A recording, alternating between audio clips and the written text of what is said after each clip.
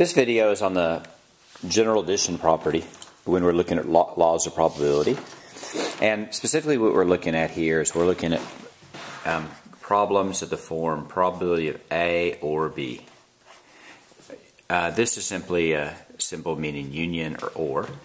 So it turns out the general addition property is the probability of A union B is equal to the probability of A plus the probability of B minus the probability of A intersection B.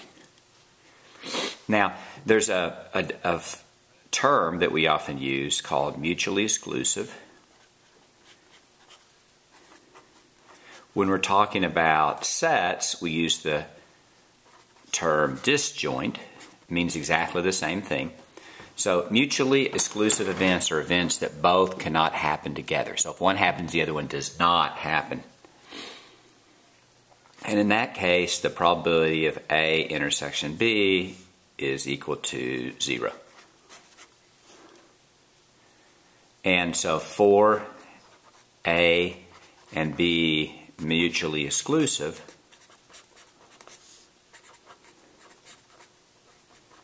you have the case where probability of A union B is probability of A plus B.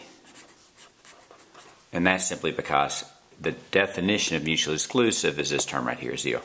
So how might this be used? A real simple example might be simply to say, give you two events. Let's say the events C and D. So you have the probability of C is equal to 0.71. The probability of D is equal to 0.25. And the probability of C union D, or C and D, is equal to 0.83. And the question would be, what's the probability that C intersection D? Right, so let's just review real quick. C union D means C or D. C intersection D means C and D. Well, be careful here. Though this is a lot of notation, all we're doing here is saying this. We're just using this formula. The probability of C or D happening is the probability of C plus the probability of D minus the probability that both happen. And then you just plug in numbers. This is 0.83. Probability of C is 0.71.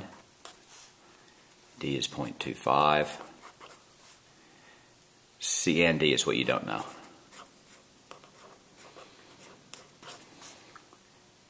Let's add these together. That's 0.83 is equal to 0.96 minus probability of C intersection D. If you subtract 0.96 from both sides, you get minus 0.13. And that's the probability that C and D happens. The probability that C and D happens is equal to 0.13, or 13% of the time.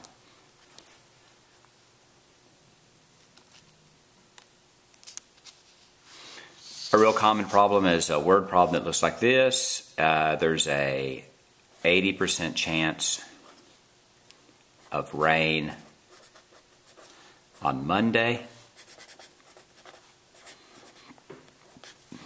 a 25% chance of rain on Tuesday, and a 15% chance of it raining both days. Let's say you're going on vacation, you're going to be there Monday and Tuesday, you're kind of interested in what's the probability of no rain at all. So you could say, what's the probability that there's no rain on either day?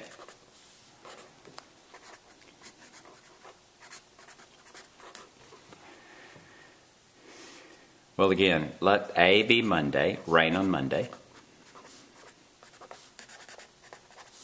And let B equal to rain on Tuesday.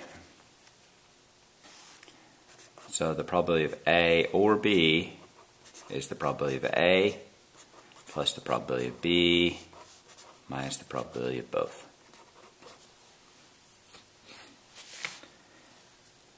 that. So we could do it in terms of percent or decimals, either way. So you have 80% plus 25% minus 15%, which is 90%. So the probability of it raining on Monday or Tuesday is 90%. So the probability of it not raining on Monday and Tuesday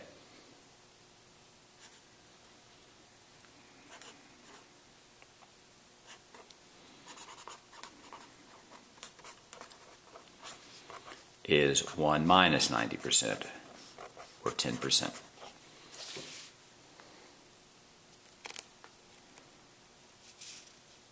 And if you notice here, what we did is we found out the probability that it rains on either day. The opposite or complement of that is the probability of it raining on neither day. And this gets the idea of a complement. The complement of an event is everything but that event. There's a different notation that we use. There's three common notation symbols that we use. We use A prime, A with a bar over it, A with a little c. All these three things mean the same thing. And here's the key definition. The probability of A complement is equal to 1 minus the probability of A.